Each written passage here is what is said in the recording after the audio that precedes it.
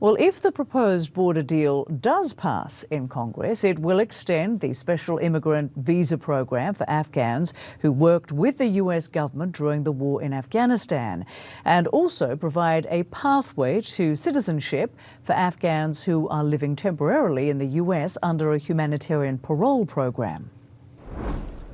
Andrew Sullivan is the Director of Advocacy for No One Left Behind, a group that helps America's allies in Iraq and Afghanistan evacuate and resettle here in the United States. Appreciate you being with us and thank you for your service. Thank you so much for having me, Rosemary. Excited to talk to you tonight. So the bipartisan border security bill may not even survive in its current form, with House Speaker Mike Johnson insisting it's dead on arrival. Part of that bill provides a pathway to citizenship for Afghans paroled into the United States after the US withdrew from Afghanistan, and extends the special immigrant visa program to those Afghans who served the US government. What happens to those people if Republicans reject this bill outright? Well, we've been disappointed that it's taken Congress this long to stand with our Afghan allies. Really, since before the withdrawal, No One Left Behind and other groups have called for supporting our Afghan allies. That's passing domestic adjustment for Afghans that arrived during the evacuation, but it's also for extending the special immigrant visa program and opening up additional pathways for our allies. Unfortunately, if it doesn't pass, they really cannot wait much longer. They continue to be targeted by the Taliban. The SIV process continues to take far longer than it should. By statute, it's supposed to be 9 months, but the most recently quarterly State Department report has the process taking 608 days. So unfortunately, our allies will remain in limbo. They will remain targeted by the Taliban, and it's incredibly worrisome if Congress, does not decide to stand with our Afghan allies. So how critical is it that the US stand by its promise to protect all those Afghans who serve the US government? And what message does it send these wartime allies if this country abandons them again? So I think it's incredibly important that we stand with them. I think there is multiple dimensions to it. So firstly, it's a veterans issue. I myself am an Afghan veteran. There are over 830,000 US veterans that served in Afghanistan.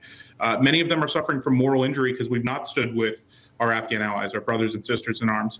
This is a good way to address that. Secondly, if we don't stand with them, what message does it send to allies across the world, whether it be the Western Pacific, Eastern Europe, the Levant? I think it shows that America is not necessarily the most reliable partner. I think it would have negative downstream effects for future national security.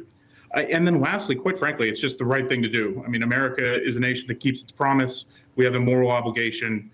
So really, I think, if we fail to keep the promise to them, all three of those things will suffer. And Andrew, how many Afghans and their families have pending applications for these special immigrant visas, and what will happen to them if these visas don't get processed?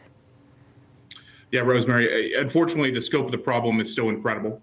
Currently, there are nearly 150,000 pending SIV applications. That's just for the principal applicant. That doesn't count the family members. So really, it's 150,000 families that are waiting.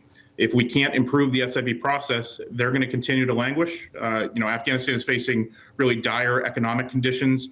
And again, as I mentioned, there are reprisals going on by the Taliban and other terrorist groups.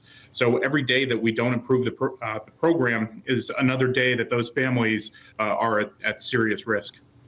And why have some of these Afghans who served the US been forgotten and left in Afghanistan? What is the backstory to this? It's unfortunately a case of multiple presidencies and multiple Congresses forgetting our allies. I mean, this is not endemic to one presidency nor one Congress. I think, quite frankly, for years now, if not decades, we just have not prioritized this. We've asked a lot of our Afghan allies.